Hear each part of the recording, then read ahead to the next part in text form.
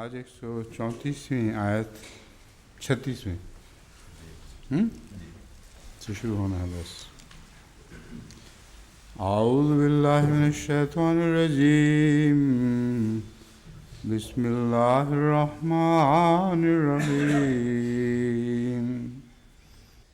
یا ایھا الذین آمنوا کونوا قوامین بالقسط شہداء للہ ولو علی انفسکم او الوالدین والاقربین ان یکن غنیا او فقیرا فاللہ اولی بہما فلا تتبعوا الہوی ان تعدلوا وإن تلووا وتعرضوا فإن الله كان بما تعملون خبيرا. يا أيها الذين آمنوا بالله ورسوله والكتاب الذي نزل على رسوله والكتاب الذي أنزل من قبل ومن يكفر بالله وملائكته وكتبه ورسله واليوم الآخر فقد ضل ضلالا بعيدا. إن الذين آمنوا ثم كفروا ثم آمنوا ثم كفروا ثم ازدادوا كفرا لم يكن الله ليغفر لهم ولا ليهديهم سبيلا. بشر المنافقين بأن لهم عذابا أليما.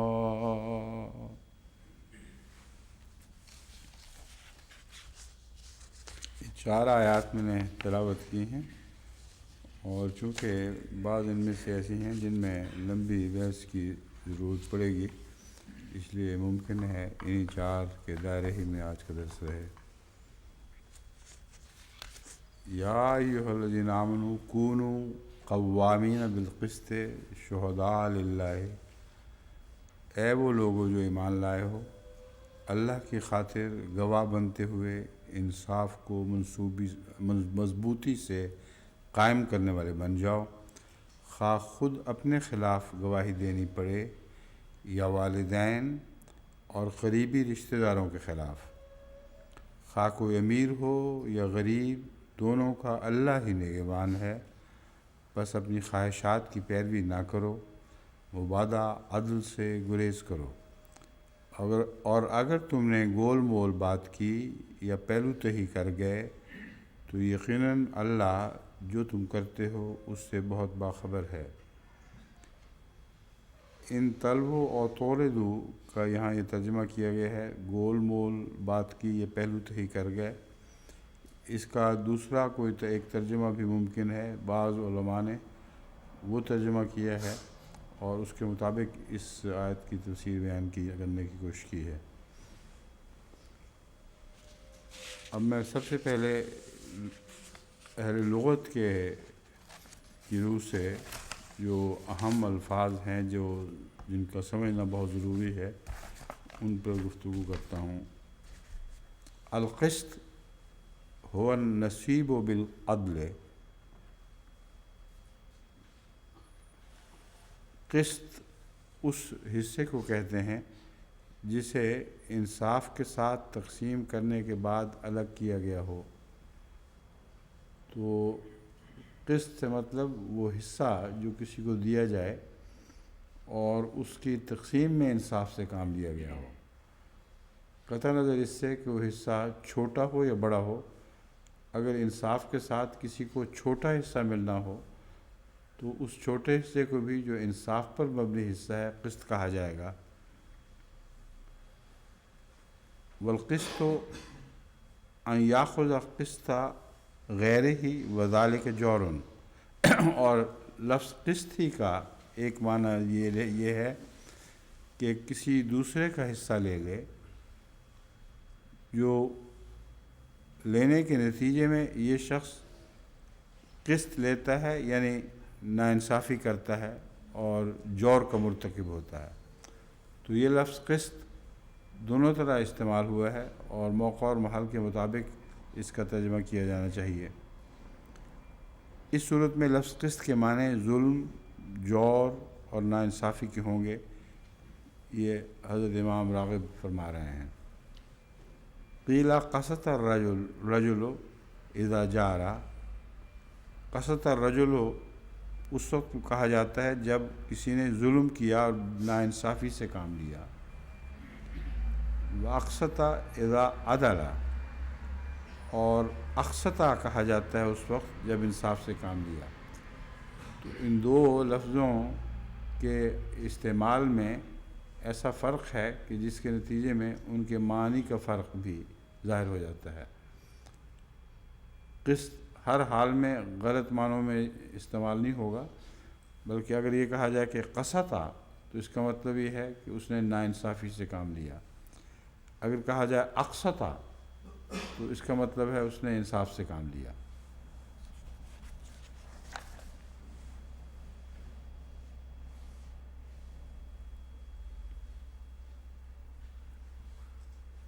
لیکن اس کے برعکس المجد نے بعض دوسرے حوالے پیش کیے ہیں اور بعض دوسرے استعمالات سے لفظ قسطہ کا معنی ہی انصاف لیا ہے۔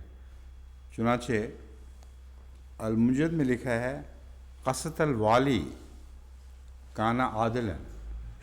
جب یہ کہا جائے کہ والی نے قسط کیا تو اس کا معنی انصاف ہوا کرتا ہے، یعنی کسی حکم عدل نے جس کے سپرد معاملہ تھا، یا کوئی شہر کا سربراہ ہو، کسی جگہ کا بھی سربراہ ہو، اس کے متعلق کہیں اگر قسط الوالی تو کہیں گے اس کا مطلب یہ ہے اس نے انصاف سے کام لیا۔ اقسطہ فی حکم ہی، اور یہ بھی درست ہے کہ جب کہا جائے اقسطہ فی حکم ہی تو مراد ہے اس نے اپنے فیصلے میں عدل سے کام لیا، مگر اس صورت میں فی حکم ہی کا لفظ بڑھانا پڑے گا۔ جب اقسطہ کا معنی انصاف لیا جائے تو المنجد کے نزدیک محض یہ کہنا کہ قسط الوالی مطلب ہے والی نے انصاف سے کام لیا۔ جب یہ کہا جائے اقسط الوالی تو شبہ ہو سکتا ہے ناانصافی کا، سوائے اس کے کہ فی حکم ہی کا لفظ بڑھا دیا جائے تو اس کا معنی ہوگا اس نے اپنے حکم میں انصاف سے کام لیا۔ القصہ مختصر القسط العدل، قسط عدل ہی کا ایک دوسرا نام ہے۔ القسط الحصۃ النصیب، وہ حصہ اور جز جو کسی کو ملے اس کو بھی قسط کہتے ہیں۔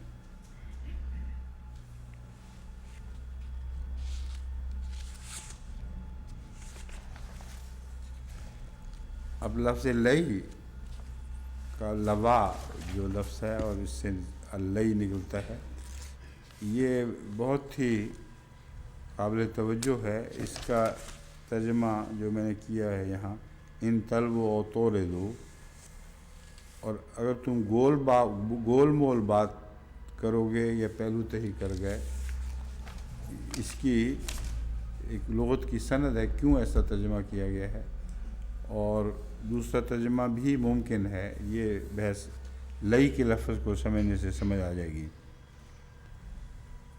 لوا یدہ و لوا راسہ و براسہ امالہ، اگر خالی لوا سر یا ہاتھ کے متعلق استعمال کیا جائے تو مطلب ہے اس نے سر موڑا یا ہاتھ موڑا۔ لوا لسانہ بقضا کنایۃ عن الکذب، جھوٹ بولنے کے لیے کنایہ کے طور پر بھی لفظ لوا استعمال ہوتا ہے، یعنی اس نے اپنی زبان مروڑی، مطلب ہے سچی سیدھی صاف بات نہیں کی بلکہ جھوٹ سے کام لیا۔ اللواء، اب لوائے احمدیت ہے، لوائے اسلام ہے، وہ بھی لفظ لوا اسی سے نکلا ہے۔ لوا کیوں کہتے ہیں اس کو؟ اس میں تو کوئی جھوٹی بات نہیں ہے۔ لوا اس لیے کہتے ہیں کہ وہ ہوا سے بدلتا رہتا ہے اپنا رخ۔ تو ایسا شخص جو زبان کو مروڑے، کبھی اس طرف ہو جائے کبھی ادھر ہو جائے، جھنڈے کے رخ کی طرح، جیسے کبھی ادھر کبھی ادھر، تو اس لیے اس کو لوا کہا جاتا ہے کہ لوا کو دیکھ کر کسی سمت کا تصور نہیں باندھا جا سکتا۔ ہوائیں بدلتی رہتی ہیں، لوا بھی ساتھ اپنا رخ بدلتے رہتے ہیں۔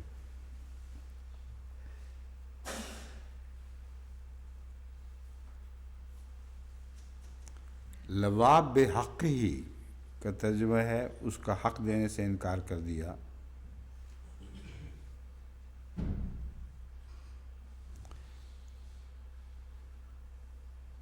باقی بے تعلق باتیں ہیں کچھ۔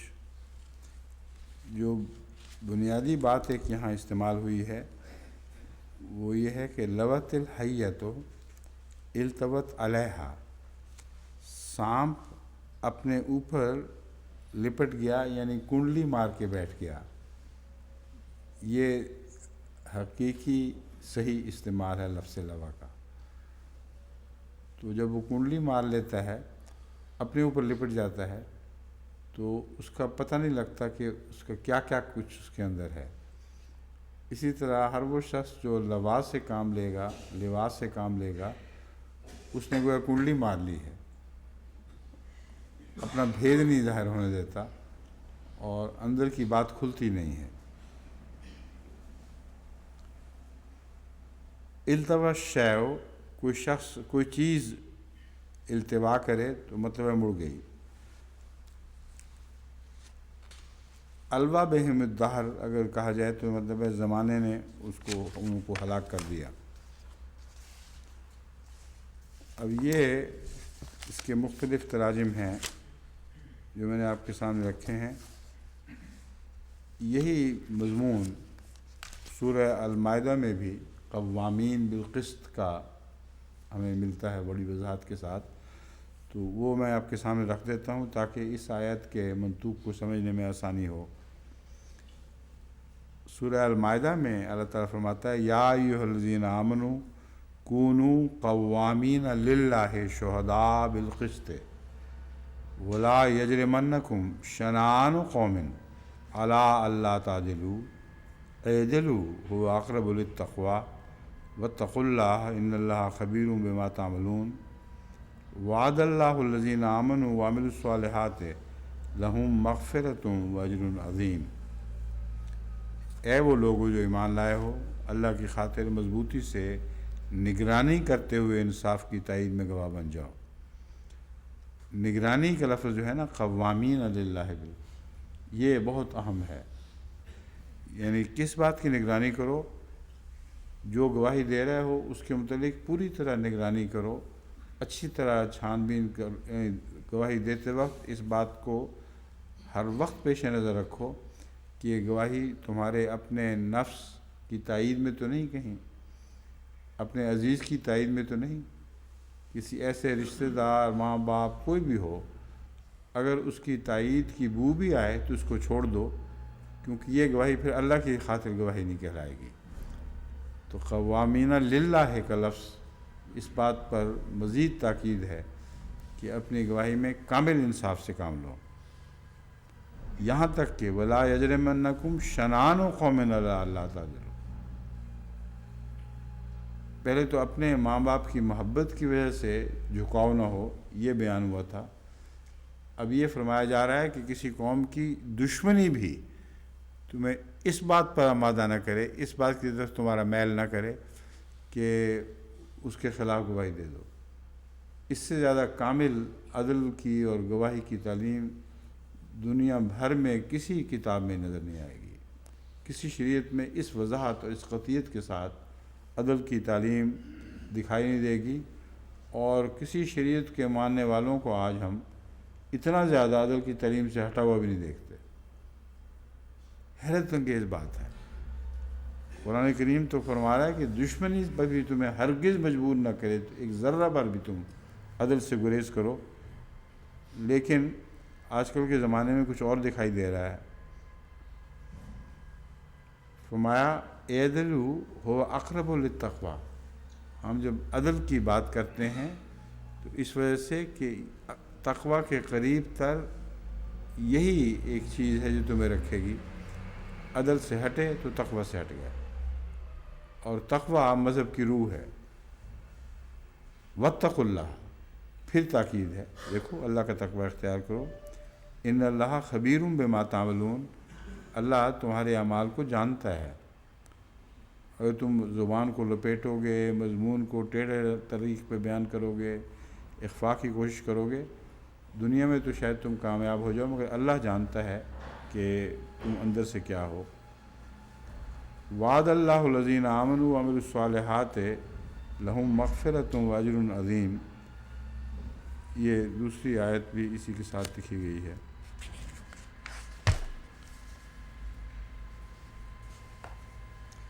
پھر اسی مضمون کی دوسری آیت بھی میں بارہا پہلے سنا چکا ہوں، جس میں رسول قرآن کریم فرماتا ہے کہ جن لوگوں نے تمہیں حرم سے روکا ہے، جنہوں نے تمہارا بنیادی مذہبی حق استعمال کرنے سے تمہیں روک دیا، ان کے خلاف بھی ناانصافی سے کام نہیں لینا. جب گواہی دو گے تو اس وقت بھی قسط کے ساتھ کھڑے ہو جاؤ. یہ کامل تعلیم ہے جس کے نتیجے میں ہر مسلمان کا سر دنیا کے ہر دوسرے مذہب کے مقابلے پر فخر سے اونچا ہو سکتا ہے. لیکن اگر گریبان میں جھانکنے کے لیے اندر جھکے تو پھر اٹھ ہی نہیں سکتا سر، کیونکہ آج کل جو حالات ہیں وہ بہت ہی قابل شرم ہیں. فرمایا شہد اللہ انہ لا الہ الا ہو والملائکۃ واولو العلم بالقسط قائما بالقسط لا الہ الا هو العزیز الحکیم. اللہ انصاف پر قائم رہتے ہوئے شہادت دیتا ہے کہ اس کے سوا اور کوئی معبود نہیں، اور فرشتے بھی اور اہل علم بھی. یہ آیت بھی اسی ضمن میں اس لیے لکھی گئی ہے کہ یہ سمجھا دیا جائے کہ اللہ انصاف پر رہتے ہوئے گواہی دیتا ہے. یہ بھی ایک عجیب شان ہے خدا کی. فرمایا کہ اللہ اپنے بارے میں گواہی دے رہا ہے اور انصاف پر قائم ہوتے ہوئے. تو جب دوسروں کو یہ تعلیم دے رہا ہے کہ اپنی خاطر انصاف سے نہیں ہٹنا، تو خود اس کی مثال پیش کر رہا ہے. خود انصاف پر قائم رہتے ہوئے گواہی دے رہا ہے کہ اس کے سوا کوئی معبود نہیں ہے. اور اس گواہی کی گواہی ساری کائنات دے رہی ہے. تو یہ عجیب دلچسپ طرز بیان ہے کہ اللہ کسی قیمت پہ بھی اپنی توحید کی خاطر بھی گواہی نہیں دے سکتا اگر وہ انصاف سے ہٹی ہوئی ہوتی تو. اور یہ گواہی دیتا ہے جس کی تائید میں ساری کائنات بول رہی ہے کہ ہاں ایک ہی خدا ہے، ایک ہی خدا ہے. وَأُولُو الْعِلْمِ قَائِمًا بِالْقِسْطِ. وَأُولُو الْعِلْم بیچ میں جملہ معترضہ کے طور پر آیا ہے کہ صاحب علم جتنے بھی ہیں، اہل علم، وہ بھی یہی گواہی دیتے ہیں. قائمًا بالقسط کا تعلق اللہ سے ہے، یہ اکیلا واحد کا صیغہ استعمال ہے. تو بیچ میں اولو العلم کے متعلق یہ ہے کہ وہ بھی تائید میں گواہی دے رہے ہیں. تو یہاں بیچ میں اولو العلم کا قصہ کیوں چلا؟ اس لیے کہ ساری کائنات جب گواہی دے گی تو اہل علم کے استنباط پر ہی تو گواہی دے گی. اہل علم کائنات کے پیغام کو جب سے دیکھتے ہیں اور پڑھتے ہیں تو خدا کی اس گواہی کی تائید میں وہ گواہی دینے لگتے ہیں، ورنہ براہ راست تو کائنات ایک جاہل آدمی کے لیے کوئی گواہی نہیں دے رہی. کیا ہے آخری فیصلہ؟ لا الہ الا ہو العزیز الحکیم. کوئی معبود نہیں مگر وہی، غالب، بزرگی والا اور حکمت والا. یہ ہے شہادت کا مضمون جو مختلف پہلوؤں سے قرآن کریم میں بیان ہوا ہے. اب میں بعض احادیث کی روح سے شہادت کے تعلق میں آپ کے سامنے بعض ذمہ داریاں پیش کرتا ہوں. حضرت صلی اللہ علیہ وآلہ وسلم نے ایک موقع پر فرمایا، اور یہ حدیث حضرت عمر بن الخطاب کی طرف سے روایت کی گئی ہے۔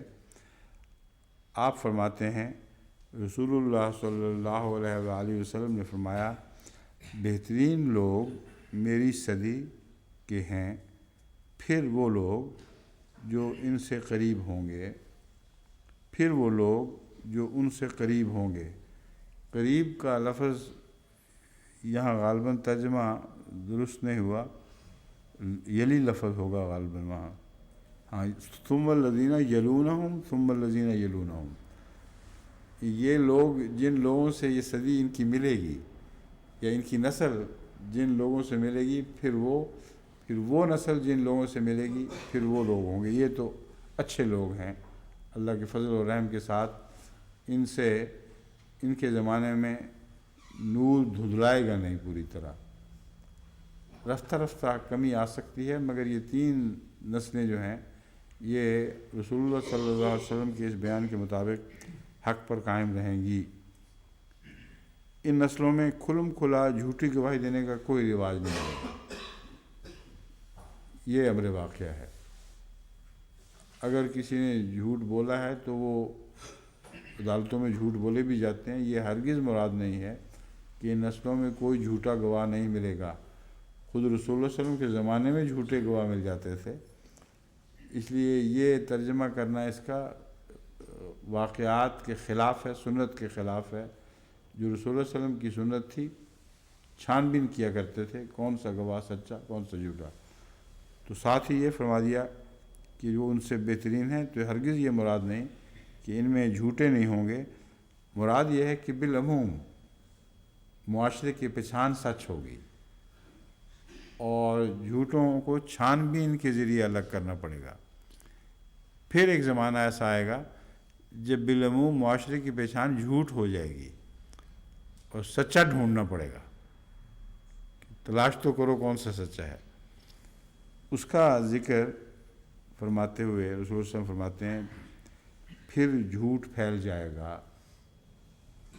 یعنی معاشرے پر غالب آ جائے گا، یہاں تک کہ ایک شخص گواہی دے گا حالانکہ اس سے گواہی طلب نہیں کی جائے گی، اور ایک شخص حلف دے گا حالانکہ اس سے حلف طلب نہیں کیا جائے گا۔ یہ کیا مطلب ہے؟ گواہی کے تعلق میں اس کو سمجھنا ضروری ہے۔ ایک شخص گواہی دے گا، اس سے گواہی طلب نہیں کی جائے گی۔ گواہی طلب کی جاتی ہے تو کوئی دیتا ہے، مطلب یہ ہے کہ جھوٹے گواہ ایسے بنائے جائیں گے جو خود بخود پہنچیں گے ظاہر کرنے کی خاطر کہ ہم دیکھو کیسے سچے گواہ ہیں، ہمیں خیال ہے یہ مقدمہ چل رہا ہے، ہم جا کے گواہی دے دیتے ہیں۔ اور حلف اٹھانے والا کہے مجھ سے حلف لے لو، تو پکے جھوٹی قسمیں کھا کر حلف دینے والے عام طور پر مقدمے میں پہنچنا شروع ہو جائیں گے، اور اگر چھان بین کرو گے تو پتہ چلے گا کہ ان کو کسی نے بھجوایا ہوا ہے، عدالت کی نظر ان پر گئی نہیں، کیونکہ وہ کالعدم لوگ تھے۔ بعض پیشہ ور بھی ہوں گے جو اسی پیشے کو اپنا لیں گے، ان کا بھی رسول اللہ صلی اللہ علیہ وسلم نے ذکر فرمایا ہے۔ ایک حدیث میں آتا ہے کہ پیشہ ور گواہوں کی گواہی کبھی قبول نہیں ہونی چاہیے، وہ جو ہر قسم کے گواہی کے موقع پر آگے پیش ہو جاتے ہیں کہ ہاں جی ہم گواہ ہیں۔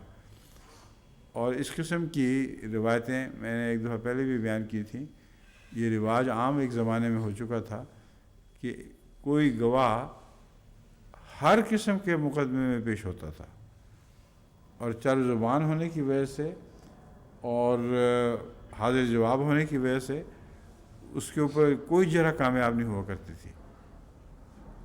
حالانکہ رسول اللہ صلی اللہ علیہ وسلم نے فرمایا کہ ایسا گواہ ہی جو پیشہ ور گواہ ہو اس لائق ہی نہیں ہے کہ درخور اعتنا ہو، اس کی طرف کوئی توجہ نہیں ہونی چاہیے۔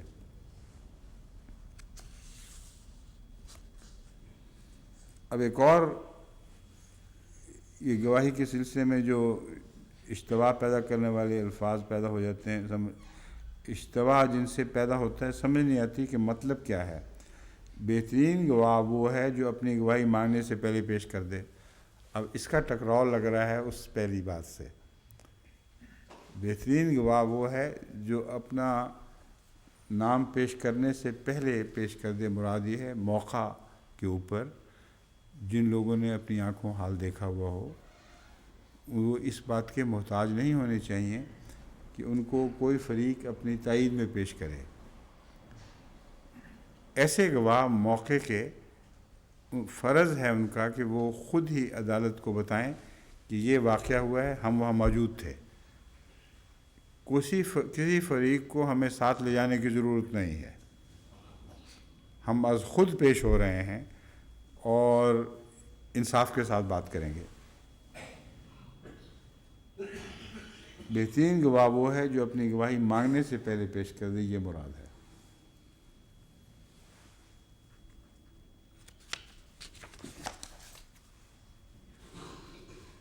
کونوا قوامین بالقسط شہداء للہ، عدل پر کاربند ہونے کے حکم کو گواہی کے حکم پر رکھنے کی مندرجہ ذیل حکمتیں حضرت امام راضی بیان فرماتے ہیں۔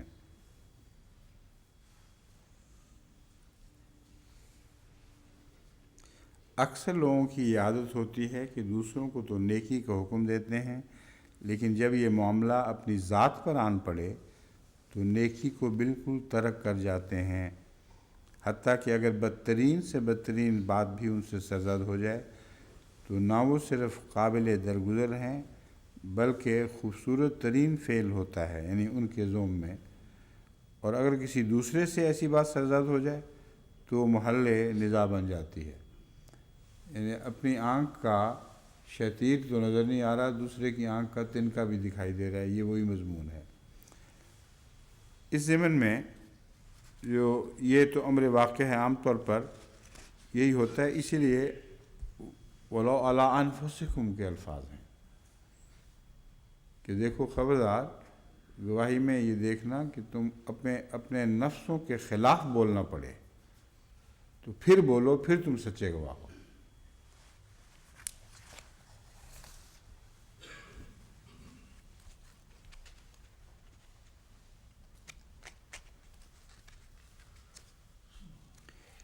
ایک جو نقطہ انہوں نے اٹھایا ہے وہ قابل توجہ ہے، وہ یہ ہے کہ قائمین بالقسط شہداء للہ میں لفظ قوامین بالقسط یا قائمین بالقسط بھی اگر کہا جائے، اصل قرآنی آیات لفظ ہیں قوامین بالقسط، تو یہ تو عمل کی بات ہو رہی ہے اور شہداء للہ گواہی کی بات ہو رہی ہے۔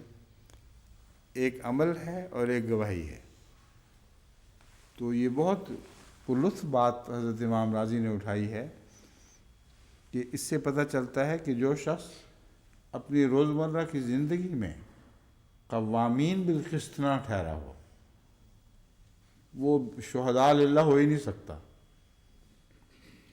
جس کی ساری زندگی اپنے عمل سے یہ نہ دکھائے کہ ہر موقع پر اس نے انصاف کا ساتھ دیا اور انصاف کے ساتھ اس کی زندگی گزری، وہ جب وقت آئے گا گواہی کا تو اس وقت ایسے گواہ پر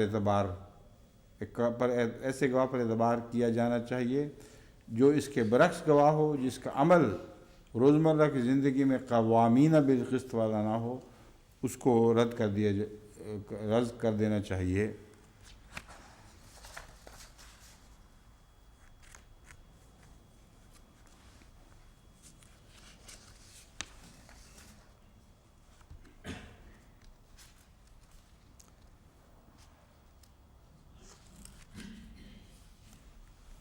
علامہ آلوسی نے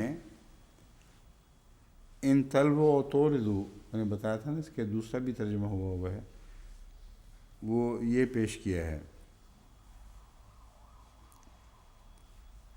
وہ کہتے ہیں حضرت ابن عباس اور سودی سے مروی ہے، اس جگہ خطاب حکام سے ہے اور لئی سے مراد غلط فیصلہ کرنا ہے اور اعراض سے مراد فریقین میں سے کسی ایک سے عدم التفات ہے۔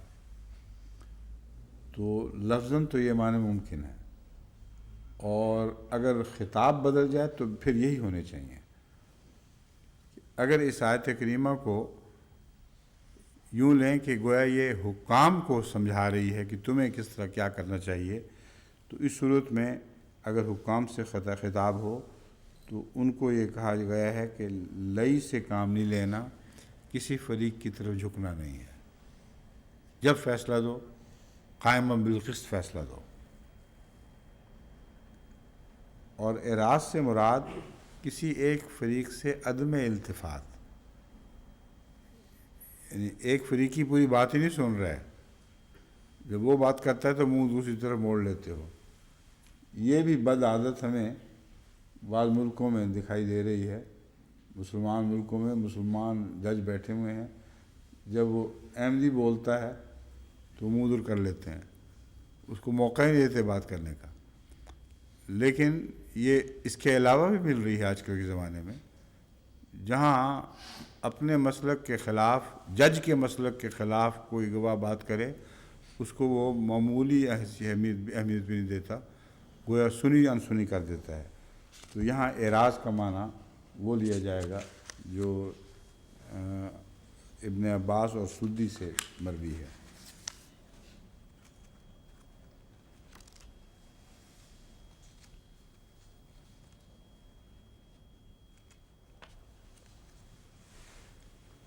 بورڈ میں جو حضرت مسلم موعود کے بعض نوٹس ریکارڈ ہوئے ہیں، ان میں ان طلب و فرمایا زبان کو پیچ نہ دو. اس سے سانپ گچھا مار کے بیٹھ جاتا ہے اور کچھ پتہ نہیں چلتا.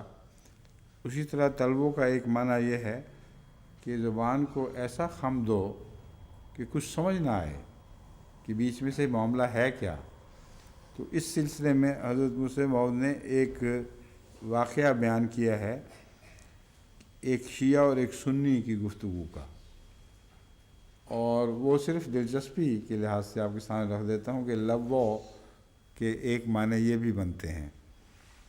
اگر زبان کو انسان ایسا پیش دے کہ دونوں مطلب نکل سکتے ہوں اور اس طرح ایک صورتحال سے چھٹکارا حاصل کر لے، تو اس کی مثال حضرت مسلم موعود یہ دیتے ہیں کہ ایک دفعہ ایک شیعہ نے، جو بڑا سخت شیعہ تھا، اس نے کہا بتاؤ کہ میں عرض کرتا ہوں کہ رسول اللہ صلی اللہ علیہ وسلم کے بعد ساری مخلوقات میں سب سے افضل کون ہے؟ اور اگر حضرت ابو بکر کہتا تو شیعہ نے اس کے پیچھے پڑ جانا تھا، حضرت علی کہتا تو اس کے عقیدہ کے خلاف تھا. اس نے ایک ایسا جواب دیا ہے کہ اس کی ذہانت کی داد دینی پڑتی ہے. کمال کر گیا، اگرچہ زبان کو خم دیا مگر خوب خم دیا. اس نے جواب یہ دیا کہ رسول اللہ صلی اللہ علیہ وسلم کے بعد افضل الورا، سب مخلوق سے بڑھ کر وہ ہے جس کی بیٹی، یہ لفظ ہے رسول اللہ صلی اللہ علیہ وسلم جس کی بیٹی رسول اللہ صلی اللہ علیہ وسلم کے گھر تھی. یہ نہیں، ایک منٹ، بڑا ہوشیاری سے جواب دیا، مجھے نہیں آتی ہوشیاری. ہاں، اس کا جواب عربی میں سن لیجئے. اس نے کہا افضل الورا بعد النبی صلی اللہ علیہ وآلہ وسلم من بنتہ فی بیتہ، سب سے افضل وہ ہے جس کی بیٹی اس کے گھر تھی. اب ہی کی ضمیر رسول اللہ صلی اللہ علیہ وسلم کی طرف بھی جا سکتی ہے اور حضرت ابو بکر کی طرف بھی جا سکتی ہے. جس کی بیٹی، ابو بکر کی بیٹی رسول اللہ صلی اللہ علیہ وسلم کے گھر تھی، اور ابو بکر رسول اللہ صلی اللہ علیہ وسلم کی بیٹی حضرت علی کے گھر تھی. تو ایسا جواب دیا کہ وہ پیچھا بھی چھوڑا گیا، اپنا ایمان بھی قائم رکھ لیا.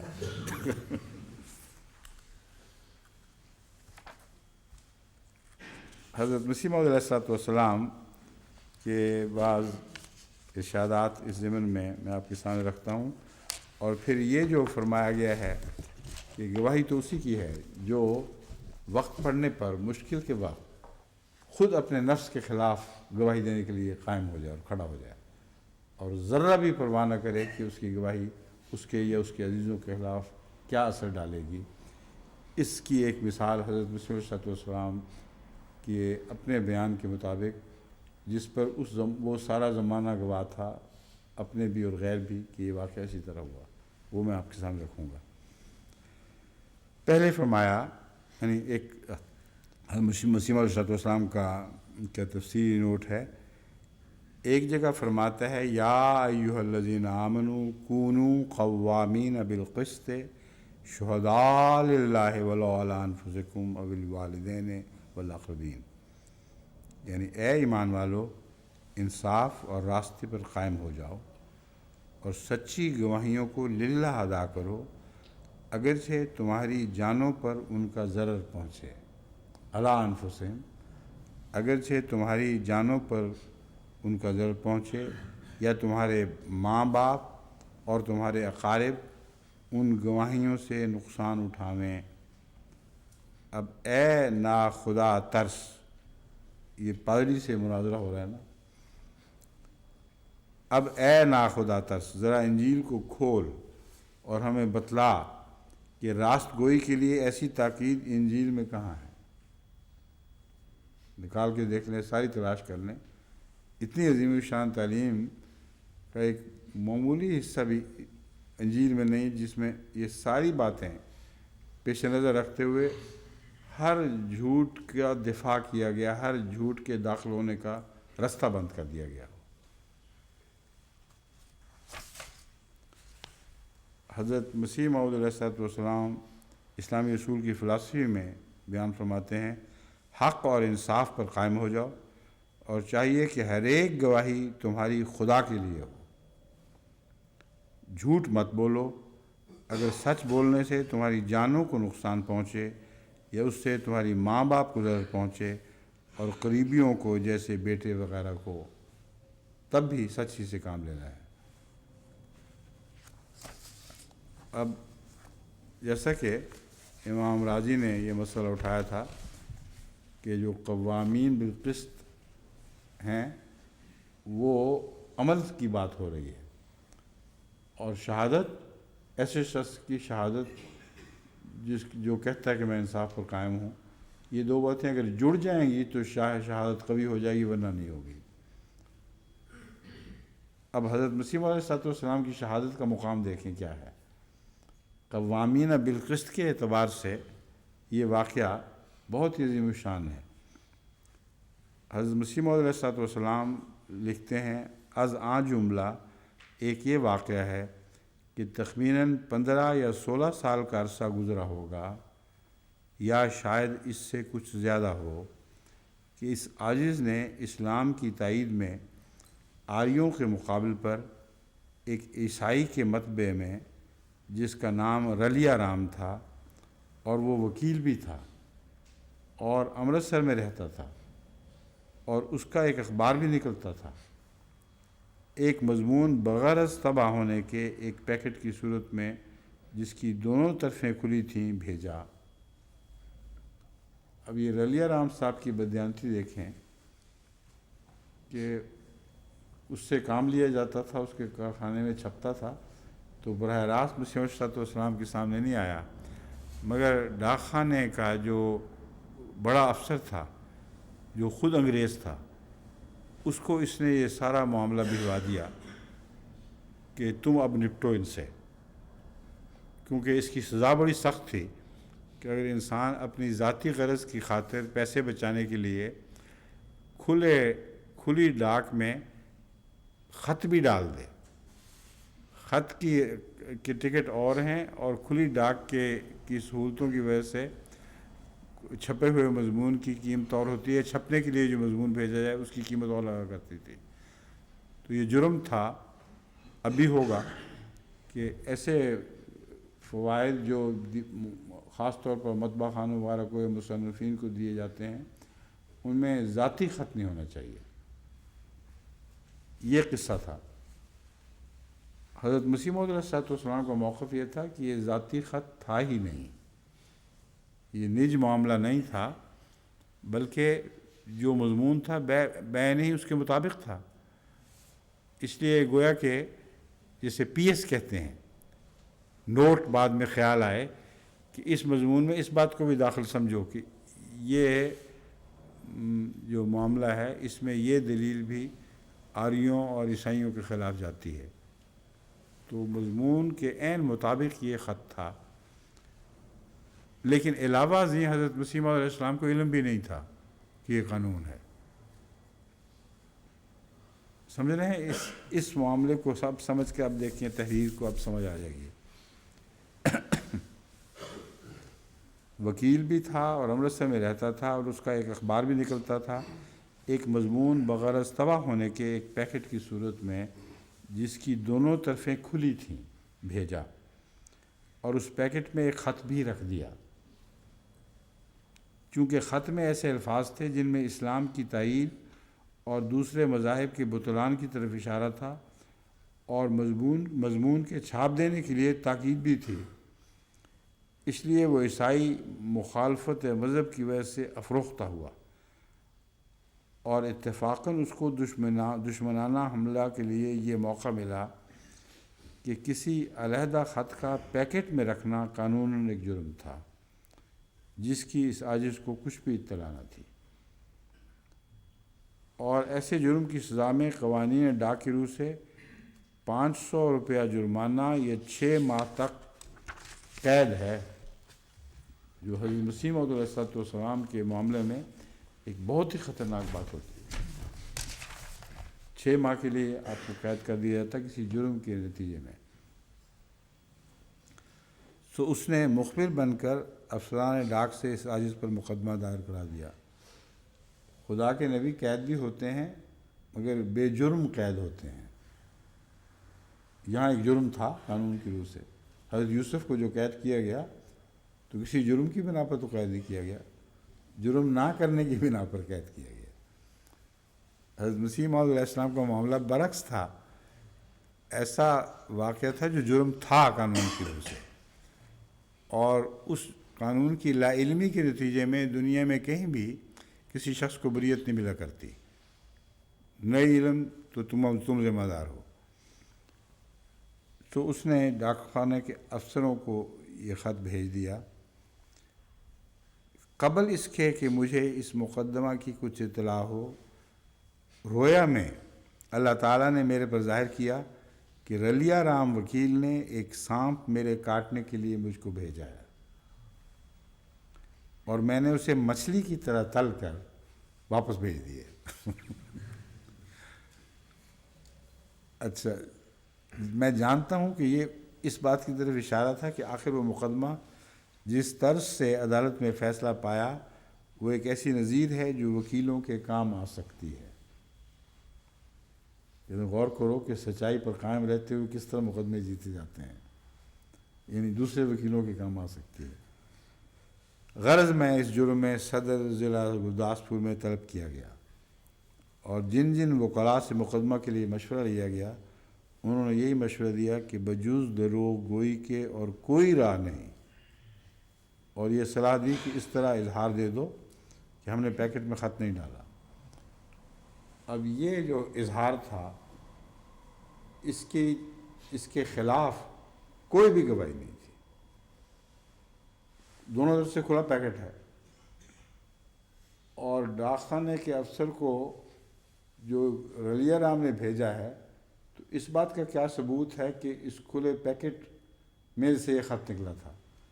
چونکہ اپنا نام وہ چھپانا چاہتا تھا، اس نے وہاں گواہ بنا کر موقع کے گواہ بنایا ہی کوئی نہیں کہ دیکھ لو یہ خط، یہ لفافہ آیا ہے، ڈاک خانے والے کو روکتا، یہ دیکھو جی یہ اس کے اندر پڑا ہوا ہے، یہ اس نے نہیں کیا ہوا تھا۔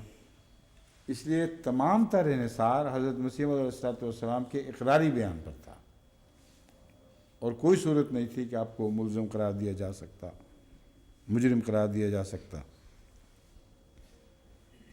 چنانچہ سب نے کہا اظہار دے دو کہ ہم نے پیکٹ میں خط ڈالے ہی نہیں، صاف چھوٹ جاؤ گے، سوال ہی نہیں پیدا ہوتا پکڑے جانے کا۔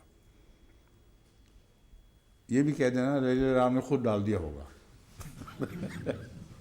باتیں کر رہے تھے وقت کے نبی سے اور مشورے یہ دے رہے تھے۔ وکیل اس طرح کیا کرتے ہیں، یہاں کوئی وکیل تو نہیں ہے، معاف کر دیں وہ سب سے بہتر جانتے ہیں وکلاء کے واقعتاً وکیل ایسے ہی کام کیا کرتے ہیں۔ نیز بطور تسلی کہا ایسا بیان کرنے سے شہادت پر فیصلہ ہو جائے گا، یعنی آپ کی گواہی پر، لیکن ساتھ احتیاطاً 2 جھوٹے گواہ بریت کے شامل ہو جانے چاہیے پکا کیس کر لیا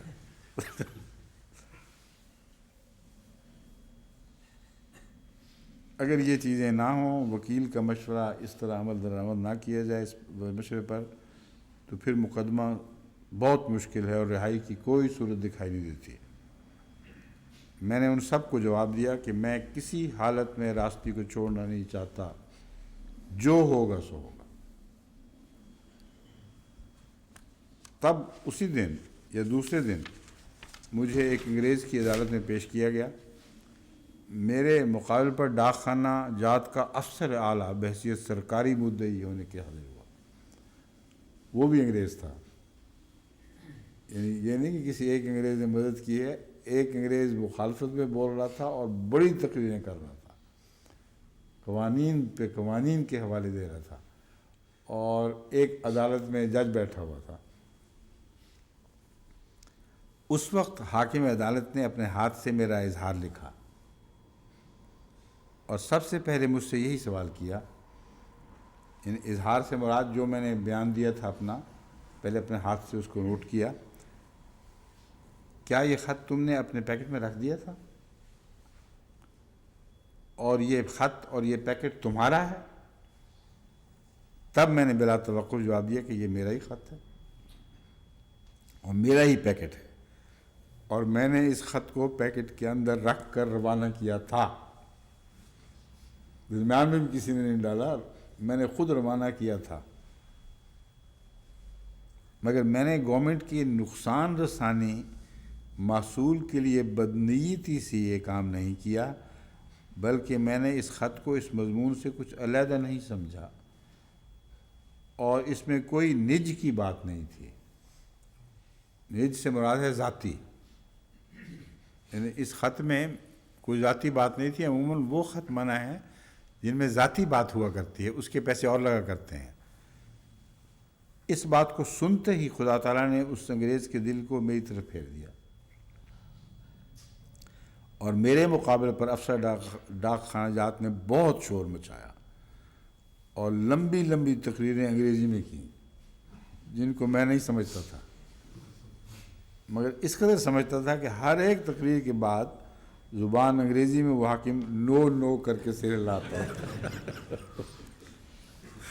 وہ بول ہی جا رہا تھا، حوالے پر حوالے قوانین کی دے رہا تھا، ساری بات سن کے تو انگریز افسر جو اس نے فیصلہ دے رہا تھا، نو، کہ مجھے تسلی نہیں ہوئی اس بات سے۔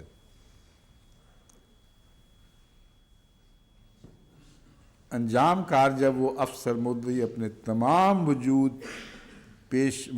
پیش کر چکا اور اپنے تمام بخارات نکال چکا، تو حاکم نے فیصلہ لکھنے کی طرف توجہ کی اور شاید 1 یا 1.5 لکھ کر مجھ کو کہا،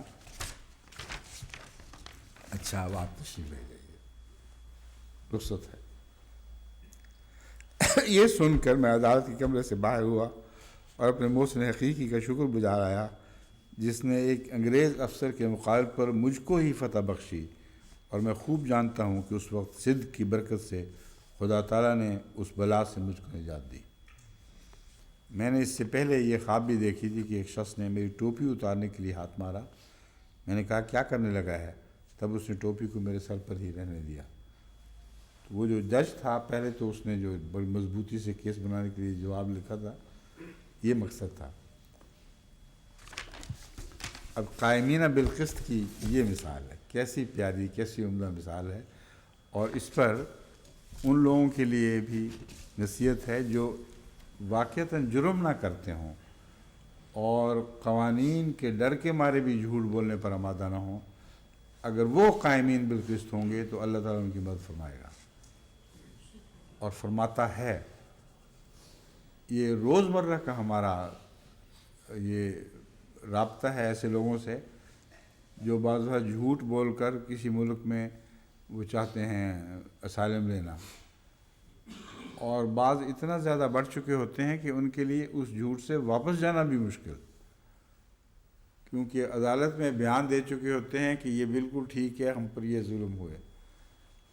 آخر پر جب مجھے لکھتے ہیں تو دعا کے لیے، تو میں کہتا ہوں میں جھوٹ کے لیے تو دعا نہیں کروں گا، سوال ہی نہیں پیدا ہوتا۔ میں کہتا ہوں تم سچا بیان دو، انہوں نے کہا سچا بیان دوں گا تب بھی مارا جاؤں گا۔ وہ کہیں گے تم نے جھوٹ بولا تھا نا، جاؤ بھاگو جاؤ واپس اپنے ملک میں۔ تو میں نے کہا بے شک مارے جاؤ، قائم بالقسط ہونا پڑے گا تمہیں۔ وہ لوگ جو اس پر مان جاتے ہیں، عجیب اللہ کی شان ہے کہ ان کا ایک روپ پڑ جاتا ہے عدالت پر۔ وہ کہتے ہیں وہ جھوٹ تھا، ہم اقرار کرتے ہیں یہ غلطی تھی، اور واقعہ یہ ہے جو ہمارے حق میں نہیں ہے، اس لیے یہ لازماً سچ بول رہے ہیں کیونکہ یہ ہمارے حق میں جا ہی نہیں رہا۔ یہ سننے کے بعد اب تک جو علم میرے علم میں کیسز آئے ہیں، عدالت نے ہر دفعہ ان کے حق میں فیصلہ دیا۔ یہاں تک بعض لوگوں کی طرف یعنی لکھنے والوں نے روایت منسوخ کی کہ جج نے کہا ایسے لوگ چاہیے ہمیں جن کو پناہ ملنی چاہیے، ہمارے معاشرے کو جھوٹ سے پاک کریں گے اور سچ سے بھر دیں گے۔ یا ایھا الذین آمنوا، یہ 137 میں آیت ہے۔ یا ایھا الذین آمنوا آمنوا باللہ ورسولہ والکتاب الذی نزل علی رسولہ والکتاب الذی انزل من قبل ومن یکفر باللہ وملائکتہ وکتبہ ورسلہ والیوم الآخر فقد ضل ضلالا بعیدا۔ اے لوگو جو ایمان لائے ہو، اللہ اور اس کے رسول پر ایمان لے آؤ۔ اب پہلی بات تو یہ ہے کہ تکرار نظر آ رہی ہے، جو ایمان لائے ہو مخاطب وہ ہیں اور حکم ہے ایمان لے آؤ۔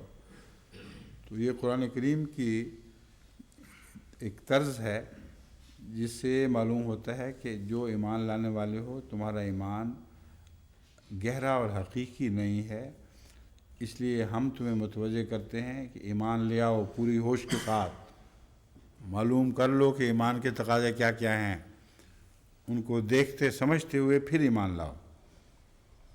اور جب یہ کرو تو آگے پھر 3 چیزوں کا حکم ہے۔ آمنوا باللہ ورسولہ والکتاب الذی نزل علی رسولہ، ایمان لے آؤ اللہ پر اور اس کے رسول پر اور اس کتاب پر جسے اللہ نے اپنے اس رسول پر اتارا ہے، والکتاب الذی انزل من قبل، اور اس کتاب پر بھی جو اس سے پہلے جس کو اتارا تھا۔ اب یہاں جو اشکال پیش کیے گئے ہیں اور جن کے مختلف حل تجویز ہوئے ہیں وہ یہ ہیں، ایک پہلا یہ ہے کہ ایمان لے آؤ کتاب پر جو اس رسول پر اتاری گئی ہے اور اس کتاب پر بھی جو پہلے اتاری گئی تھی۔ تو اس کا مطلب یہ ہے کہ کیا اس کا یہ مطلب ہے کہ پہلی کتابوں پر عمل در عمل ضروری ہے؟ درست ہے، مگر صرف اس صورت میں کہ الکتاب جو اس رسول پر اتاری گئی ہے اس کی تائید میں ہوں۔ اگر تائید میں نہیں ہے تو وہ تعلیم اتاری ہی نہیں اللہ نے۔ یہ مفہوم اس میں داخل ہے جس کی وجہ سے خاص طور پر مستشرقین اور اسلام پر حملہ آور کرنے والوں کو یہ موقع ملتا ہے کہ یہ کیا تضاد ہوا۔ ایک طرف فرمایا کہ اس کتاب پر جو اللہ نے اتاری ہے اور اس کتاب پر جو اللہ نے اتاری تھی دونوں پر ایمان لاؤ، اور جب اس کی تفصیلی بحث میں ہم جاتے ہیں کہ اس پر بھی لاؤ اس پر بھی لاؤ، مسیح کو خدا کا بیٹا سمجھو وغیرہ وغیرہ، تو پھر تم انکار کر دیتے ہو۔ تو یہ کیا طرز تم مسلمانوں کی یہ کیا مسلمانوں کے لیے یہ کیا جواز ہے؟ اس آیت کے ہوتے ہوئے اگر یہ سچی ہے تو پہلی کتاب کا انکار کریں۔ وہ سمجھتے ہیں اس طرز کو کہ وہ کتاب جس خدا نے اتاری ہے وہی خدا ہے جس نے پہلی کتاب بھی اتاری تھی، اور خدا کے کلام میں تضاد نہیں ہوتا، اور اس کی پہچان یہ ہوگی کہ یہ کتاب جس کا نزول تمہارے سامنے ہوا ہے، اس کے متعلق و روایت کی بحث ہی کوئی نہیں شک کی، یہ قطعی ہے۔ اس کی تائید میں اس جیسی تعلیم اگر پہلی کتابوں میں ہے تو تمہیں لازماً ماننا پڑے گا کہ وہ بھی اللہ ہی کی کتاب کی تعلیمات تھی، اور اس پہلو میں سے اس پر ایمان لے آؤ۔ لیکن ایمان کے ساتھ اطاعت شرط نہیں ہے، یہ ایک مزید بات ہے۔ قرآن کریم میں یہ مضمون کھل کے بیان ہوا ہے کہ ایمان تو سب نبیوں پر لانا ہے، مگر سب نبیوں کی اطاعت تو شرط نہیں ہے، اطاعت اس رسول کی شرط ہے۔ تو ایمان من جملہ ایمان ہے کہ اللہ نے کتاب تعلیمات دی تھیں، وہ کیا تھیں اس کی تفصیل میں جانے کی ضرورت نہیں، ورنہ سب نبیوں کی تعلیمات کا حوالہ دینا پڑتا کہ ان پر ایمان لو، یہ تعلیم تھی، اس پر ایمان لو، یہ تعلیم تھی۔ تو مراد یہ ہے کہ من جملہ ان سب پر ایمان لاؤ اس حیثیت سے کہ وہ اللہ کی طرف سے نازل ہوئی تھیں۔ جہاں تک عمل کے لیے کتاب کا تعلق ہے وہ تمہیں دے دی گئی ہے، اور سب سے افضل اور سب سے کامل کتاب دے دی گئی ہے، اس لیے تم محتاج بھی نہیں ہو کہ دیگر تعلیمات پر عمل کرو۔ ہاں ایمان لانا ضروری ہے، کیونکہ اگر ایمان نہیں لاؤ گے تو پھر جھٹلا دو گے ان نبیوں کو جو خدا کے سچے نبی تھے، اور قرآن کو بھی جھٹلا دو گے جو کہتا ہے کہ اللہ نے ہر قوم میں ہر زمانے میں نبی بھیجے ہیں۔ تو یہ استنباط اس کے اندر موجود ہے، لیکن ذرا تفکر کرنا پڑتا ہے، غور سے سمجھ آتی ہے۔ یہ تو ایمانیات کا تعلق تھا۔ جہاں تک انکار کرنے کا تعلق ہے اس میں 5 باتیں بیان ہوئی ہیں، 3 باتیں بیان ہوئی ہیں، اور ان کا نتیجہ بھی الگ الگ بیان ہوا ہے۔ اب یہ بحث تھی جس میں علماء پڑ گئے اور بہت انہوں نے زور مارا ہے یہ معلوم کرنے کے لیے کہ ایمان کے لیے تو 3 شرطیں ہیں، وہ پوری کر دو تو تمہارا ایمان کامل، اور کفر کی سزا کے لیے 5 شرطیں ہیں، وہ کیوں؟ اور وہ 5 شرطیں کیا ہیں؟ وَمَنْ يَكْفُرْ بِاللَّهِ وَمَلَائِكَتِهِ وَكُتُبِهِ وَرُسُلِهِ وَالْيَوْمِ الْآخِرِ فَقَدْ ضَلَّ ضَلَالًا بَعِيدًا۔ اس کے جو جواز انہوں نے سوچے اور پیش کیے، میرے نزدیک اس کی کوئی ضرورت نہیں تھی، کیونکہ یہ آیت اسی ترتیب سے مسلسل بہت ہی عمدہ مضمون پیش فرما رہی ہے، اور یہ بتانا چاہتی ہے کہ ہر تعلیم کا ہر حصہ اپنی ذات میں ایک فائدہ تو دے سکتا ہے، مگر اگر دوسرے حصوں کا انکار کر رہے ہوگے تو پھر تمہیں وہ فائدہ بھی میسر نہیں آئے گا۔ اس لیے ٹکڑوں میں بتایا، اس کو بھی مانو، اس کو بھی مانو، اس کو بھی مانو، اس کو بھی مانو، اس کو بھی مانو، اور اگر ان ساری باتوں کا انکار کرو گے تو پھر ضَلَّ ضَلَالًا بَعِیدًا، تم اتنی دور کی گمراہی میں مبتلا ہو جاؤ کہ تمہارا نام و نشان مٹ جائے گا ہدایت کے رجسٹر سے، تم ہدایت پا سکو گے ہی نہیں۔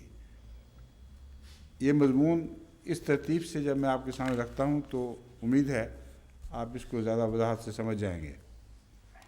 وَمَنْ يَكْفُرْ بِاللَّهِ، اور جو اللہ کا انکار کر دے۔ اللہ کے انکار کرنے والے دنیا میں کثرت سے موجود ہیں، اور محض اللہ کے انکار کے باوجود بعض نیک عمل لوگ بھی ہیں، بعض ایسے بھی ہیں جو ایگناسٹکس ہیں۔ تو اللہ کے انکار کرنے والوں میں بھی مختلف قسموں کے لوگ آپ کو ملتے ہیں،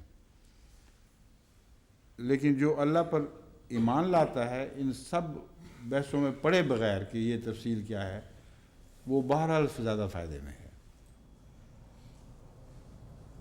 خواہ تفصیلی تعلیم کا علم نہ بھی ہو، اس پہلو سے جب آپ دیکھتے ہیں تو آپ کو ایک سائنسدانوں کی جنریشن دکھائی دیتی ہے جو کسی کتاب کے محتاج نہیں ہے، کسی کتاب کے محتاج نہیں سمجھتے اپنے آپ کو، مگر کائنات کا مطالعہ کرنے کے بعد یہ گواہی دیتے ہیں کہ اللہ ضرور ہے۔ وہ لوگ بہرحال ان سے بہتر ہیں جو اللہ کا انکار ہی کر رہے ہیں۔ تو من یکفر میں خواہ وہ انکار ایگنوسٹسزم کے نتیجے میں ہو یا واضح طور پر انکار ہو، دونوں سے بہتر ہے وہ شخص جو اللہ کی ہستی کو تسلیم کرتا ہے۔ مگر جب وہ تسلیم کرتا ہے تو کیسے خدا پر ایمان لاتا ہے جو خدا ہونے کے باوجود، کائنات کا مالک ہونے کے باوجود لوگوں کی ہدایت کے سامان نہیں کرتا اور کائنات کو چلانے کے لیے اس کا کوئی نظام جاری نہیں ہے۔ جب یہ وہ سوچتے ہیں تو یہاں سے ان کی غلطی کا قدم شروع ہو جاتا ہے۔ چنانچہ اس سلسلے میں سب سے پہلے فرمایا یکفر باللہ و ملائکتہ۔ جب یہ ان لوگوں نے پہلا قدم اٹھا لیا تو لازم تھا کہ دوسرا قدم بھی اٹھاتے۔ یہ سوچے بیٹھے ہیں کہ اللہ بغیر کسی وجہ کے براہ راست سارے قوانین خود چلا رہا ہے، اور قوانین چلانے کی وجوہات نہیں بنائی اس نے، اور وہ جو وجوہات ہیں وہ فرشتے ہیں۔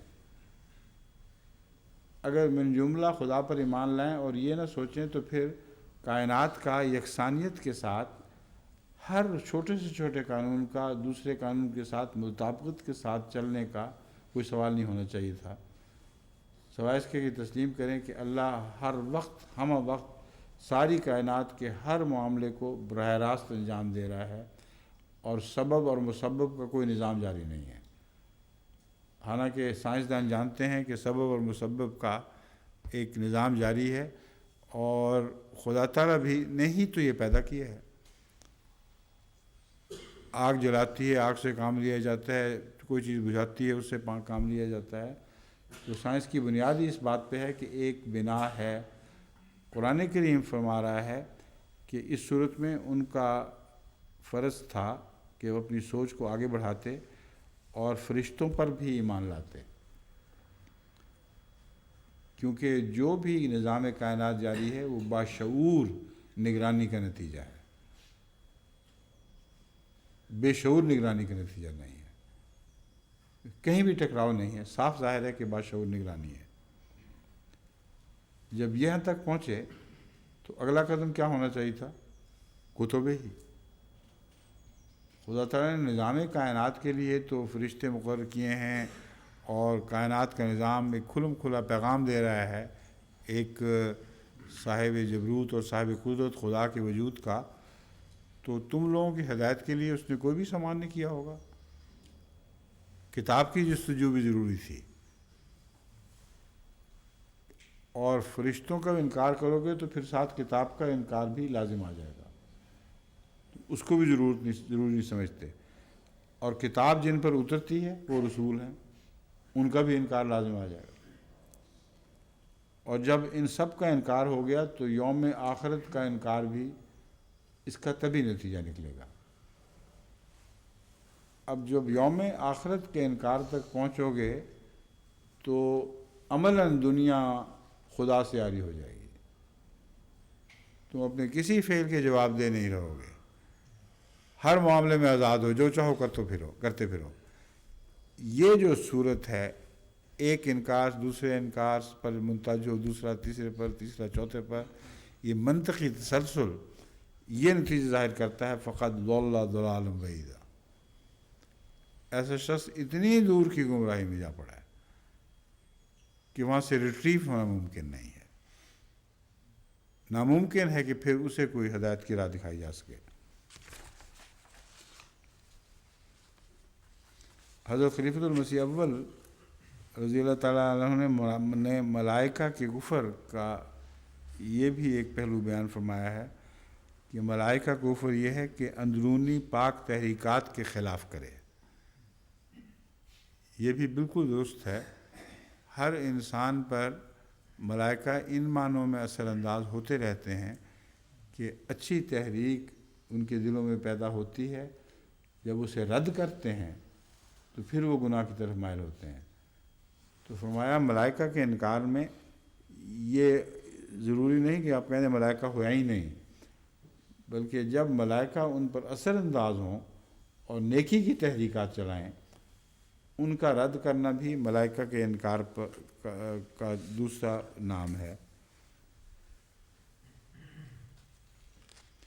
جہاں تک ایمان لانے والے ایمان لے آؤ کا تعلق ہے، صوفیاء اس کا وہی مطلب سمجھیں جو میں نے آپ کے سامنے رکھا ہے۔ حضرت علامہ محی الدین ابن عربی فرماتے ہیں اس کا، اے وہ لوگو جو تقلیدی ایمان لائے ہو، اب تم تحقیقی ایمان بھی لے آؤ۔ یہاں لفظ حقیقی کی بجائے انہوں نے تحقیقی لکھا ہے۔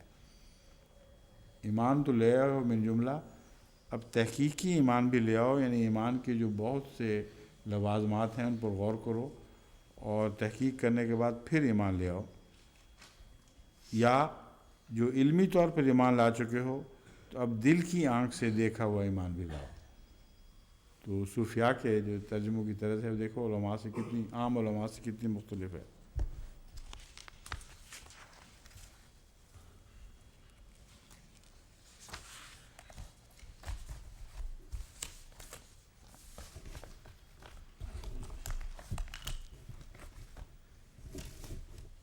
ان الذین آمنوا ثم کفروا ثم آمنوا ثم کفروا ثم ازدادوا کفرا لم یکن اللہ لیغفر لهم ولا لیہدیہم سبیلا۔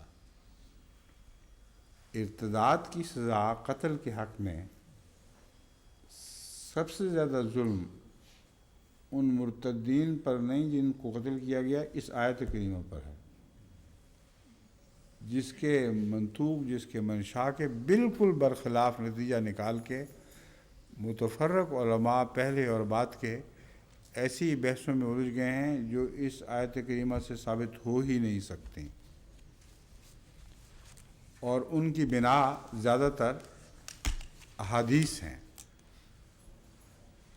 اصول یہ یاد رکھیں کہ احادیث اگر آیات کے مخالف ہوں تو یہ بحث بے تعلق ہے کہ وہ بخاری کی ہیں یا کسی اور کتاب کی ہیں، راوی ثقہ تھا یا غیر ثقہ تھا۔ اگر قرآن کریم کے واضح منطوق کے خلاف ہیں تو کسی نے بھی اس سے کوئی استنباط کیا ہو وہ رد کرنے کے لائق ہے، ورنہ قرآن کریم کا مضمون اپنی ذات میں یا تو ایسا الجھا ہوا سمجھا جائے گا جس کا حل ہی کوئی نہیں، یا پھر واضح مضمون کو نظر انداز کیا جا رہا ہے۔ اس آیت کا پہلے میں واضح مضمون آپ کے سامنے رکھتا ہوں۔ ان الذین آمنوا ثم کفروا، یقیناً وہ لوگ جو ایمان لائے پھر کفر کیا، ثم آمنوا ثم کفروا، پھر ایمان لے آئے پھر کفر کیا، 2 دفعہ، اور تیسری دفعہ جب کفر کیا دوسری دفعہ تو اس کے بعد فرمایا ثم ازدادوا کفرا، پھر وہ کفر میں بڑھتے چلے گئے۔ اب یہ صورتحال ایسے مرتد کی ہے جس کے لیے ساری زندگی کھلی پڑی ہے، پھر کفر کیا، ان کا ایمان لایا، کفر کیا، پھر ایمان لایا، پھر کفر کیا، اور آخری نتیجہ یہ کہ پھر جب کفر کیا تو پھر ایمان کی طرف راغب ہوا ہی نہیں، بلکہ اپنے کفر میں بڑھتا چلا گیا۔ اگر اس کو 3 دن کے اندر قتل کر دینا ہے تو یہ کیا پتہ چلا کہ کفر میں بڑھتا بھی گیا تھا کہ نہیں۔ تو یہ آیت خود بتا رہی ہے کہ اس کو موقع ملا ہے اور اسلامی معاشرہ اس کو موقع دے گا کہ وہ کفر میں بڑھتا ہے تو بڑھتا چلا جائے، اور نتیجہ اپنے ہاتھ میں اللہ نے رکھا ہے، مولویوں کے ہاتھ میں نہیں ہے۔ چونکہ فرمایا اگر یہ کرے گا تو یہ نہیں فرمایا کہ اس کو نہ بخشنا، ہرگز گردن زدنی ہے، اس کی گردن اڑا دو، ذکر ہی کوئی نہیں، اپنی طرف سے ہی بات بنائی ہوئی ہے۔ اللہ فرما رہا ہے لم یکن اللہ لیغفر لہم، اللہ ان کی بخشش نہیں کرے گا۔ وَلَا لِيَهْدِيَهُمْ سَبِيلًا، پھر جو کفر میں بڑھتے چلے گئے ہیں ان کو سچے راستے کی ہدایت کب کیسے دکھائے گا وہ، جن کو اختیار تھا کہ ایمان کی طرف لوٹ آئیں لیکن وہ بد راستے پر بڑھتے ہی چلے گئے، تو ان کو ہدایت نہیں دے گا۔ اگر قتل کر دو گے تو پھر اللہ کے ہدایت نہ دینے کا موقع با ہاتھ سے جاتا رہے گا، جتنی مرضی لمبی زندگی ہو اس کو ہدایت نہیں دے گا۔ یہاں قتل مرتد کا کہاں ذکر ہے؟ کیوں امام صاحب آپ نے سنا ہے غور سے؟ اللہ اب نہیں بخشے گا۔ وہ سب سے بڑا مرتد عبداللہ بن ابی بن سلول، اس کے متعلق تھا نا کہ 70 مرتبہ بھی استغفار کرے گا تو نہیں بخشے گا۔ رسول اللہ صلی اللہ علیہ وسلم کو کہ تو اگر 70 اس کا قتل کروا دیا تھا، تو میں 70 دفعہ سے زیادہ استغفار کروں گا، قتل کیوں نہ کروایا؟ کیا رسول اللہ صلی اللہ علیہ وسلم جن پر یہ آیت نازل ہوئی ہے آپ کو علم ہی نہیں کہ آیت کا کیا مطلب؟ ان مولویوں کو اور ان مفسرین کو زیادہ پتہ ہے اور خدا کو پتہ نہیں، اس لیے اس آیت کے ہوتے ہوئے قتل مرتد کا سوال ہی جھوٹا اور ناجائز ہے۔ اور عبداللہ بن ابی بن سلول کا واقعہ اکیلا اس بات کے لیے کافی ہے کہ ہمیشہ کے لیے مرتدین کے قتل کے فتویٰ دینے والوں کا منہ بند کر دیا جائے، اس آیت کے ذریعے منہ بند کر دیا جائے، پھر کھولیں گے تو خدا کے سامنے جواب دے ہوں گے۔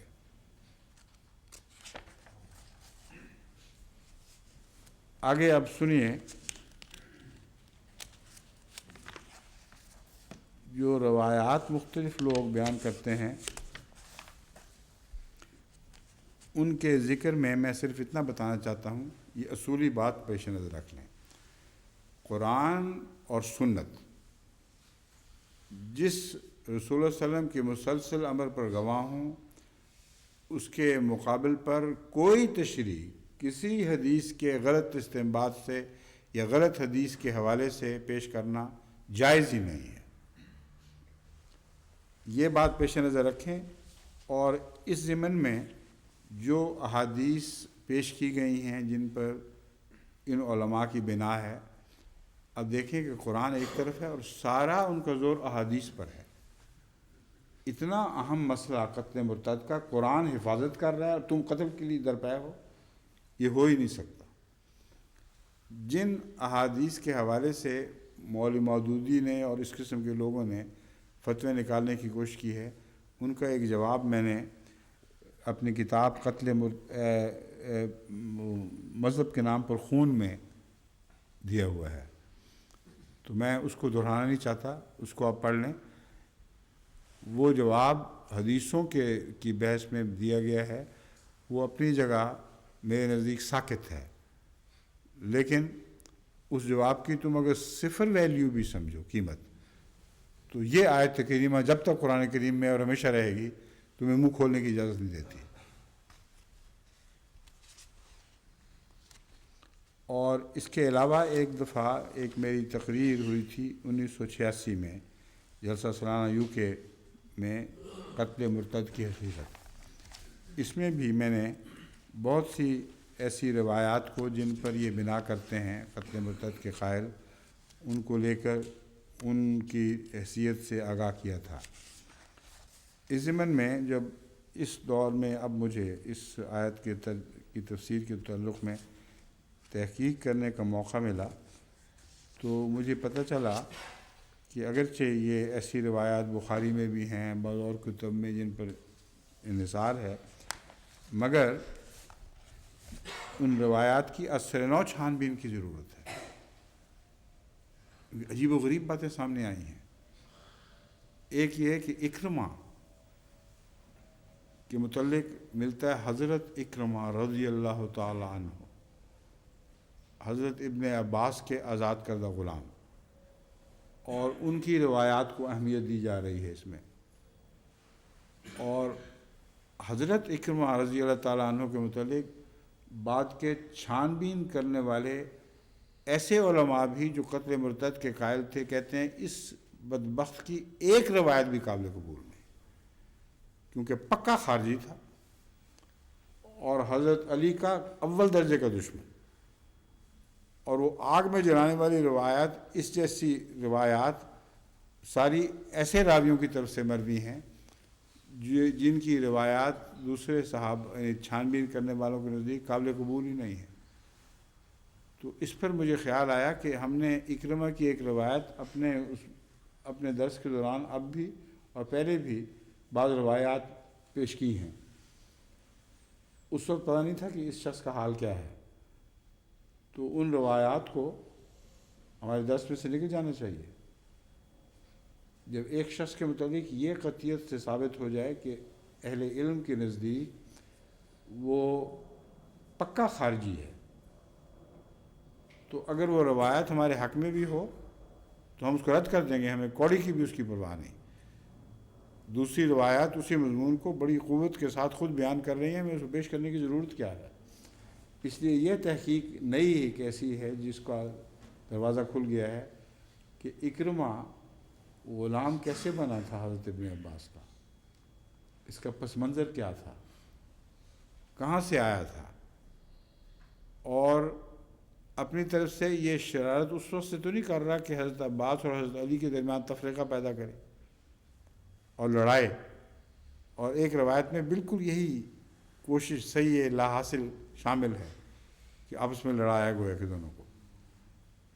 اس لیے اس کی مزید تحقیق ہمارے علماء پر فرض ہے کہ اکرمہ کا آغاز نکالا جائے، کہاں سے آیا، کس ملک کا باشندہ تھا، پہلے دین اس کا کیا تھا، اور اسلام قبول کرنے کے بعد جب نعوذ باللہ من ذالک حضرت رضی اللہ کہلایا ہے تو اس کے بعد کا تکرار جو ہے، بعد کا اس کا کردار وہ رضی اللہ کو قائم بھی رکھتا ہے کہ نہیں؟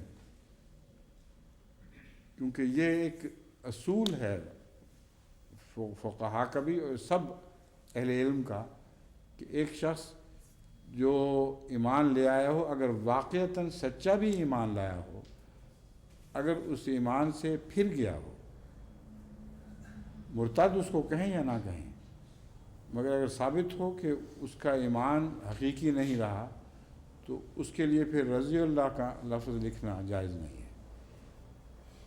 حضرت مسیح علیہ السلام کے صحابہ میں سے بھی کئی تھے جو ایمان لائے اور کسی وجہ سے پیچھے ہٹ گئے، تو ان کو پھر رضی اللہ نہیں لکھا جاتا۔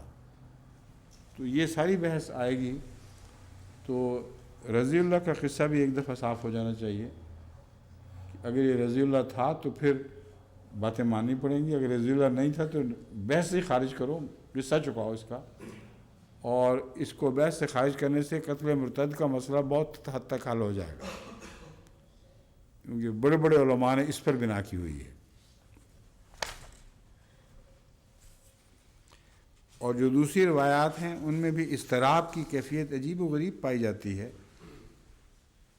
اضطراب اس حد تک کہ ایک راوی یہ بیان کرتا ہے کہ وہ اس شخص نے کہا کہ میں بیٹھوں گا نہیں، گویا ایک خیمے یا کمرے کے اندر گفتگو ہو رہی تھی، یہ کون بندہ ہوا ہے ساتھ، میں بیٹھوں گا نہیں جب تک اس کو قتل نہ کر دیا جائے، یہ مرتد ہے، اور اس کا اپنا استنباط ہے۔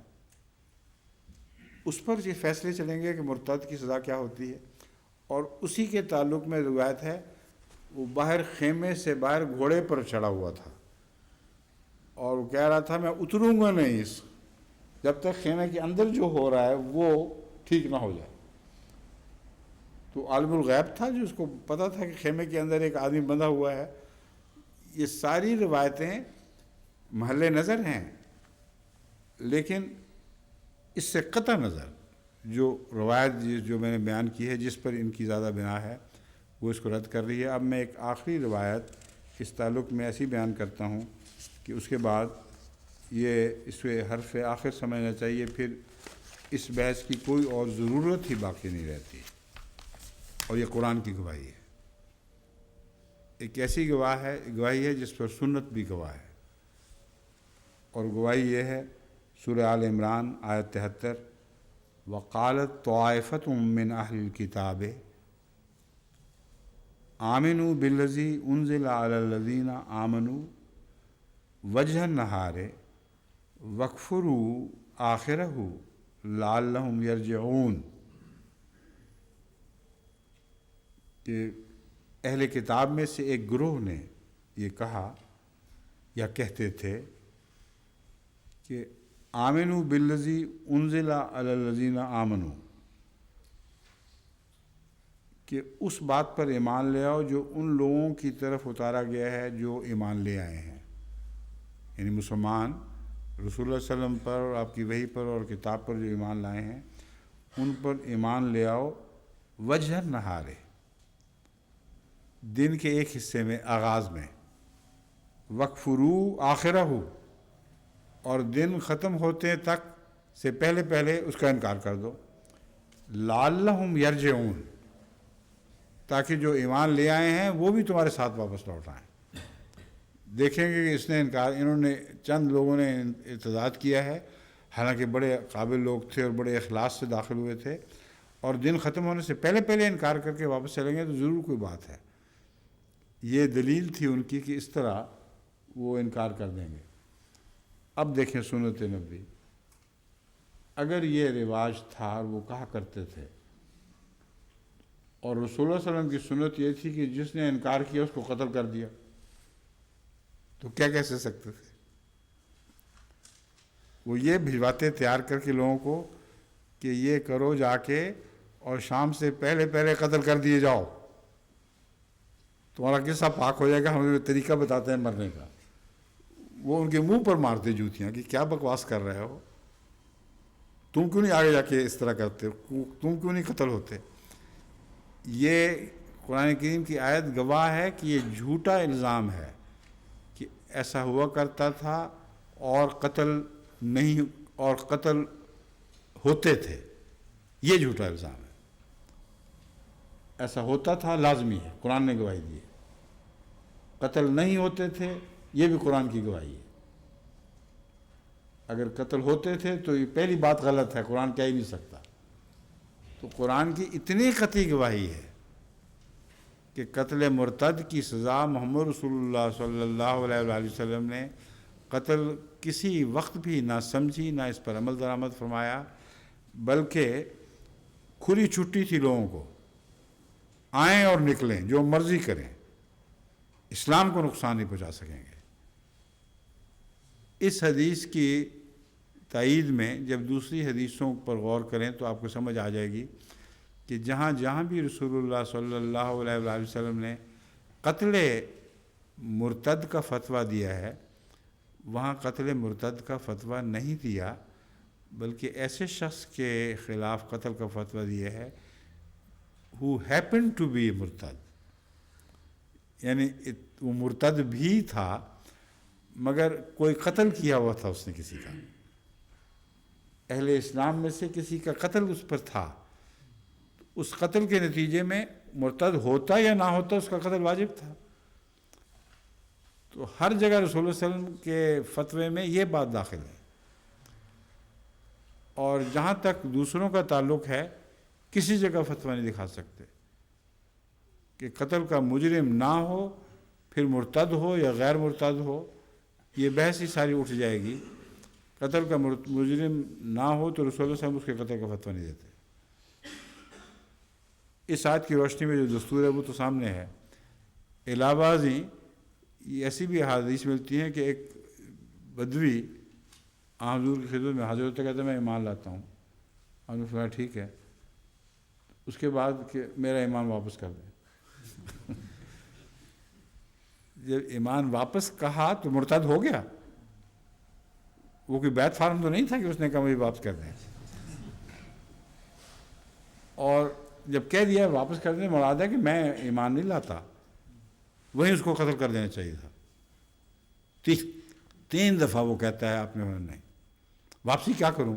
مطلب یہ ہے کہ ہم کہنا سوال کر رہے ہو، نہیں تو نہیں، جاؤ بھاگو یہاں سے۔ اور وہ بھاگ گیا اور اس کو کچھ نہیں کہا، فرمایا۔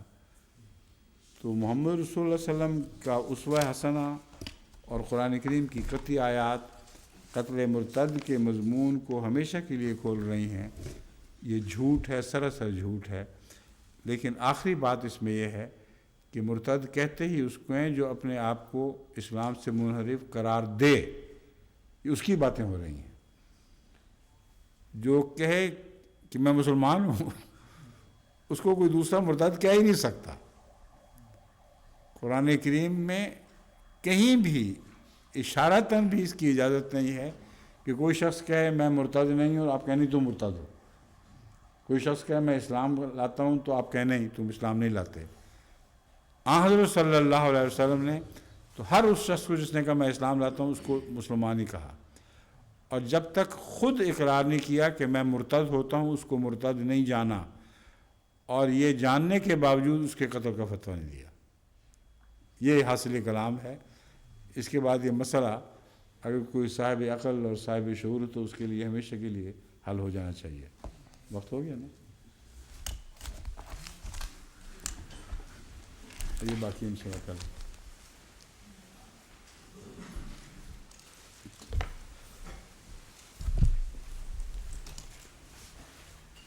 السلام علیکم ورحمۃ اللہ.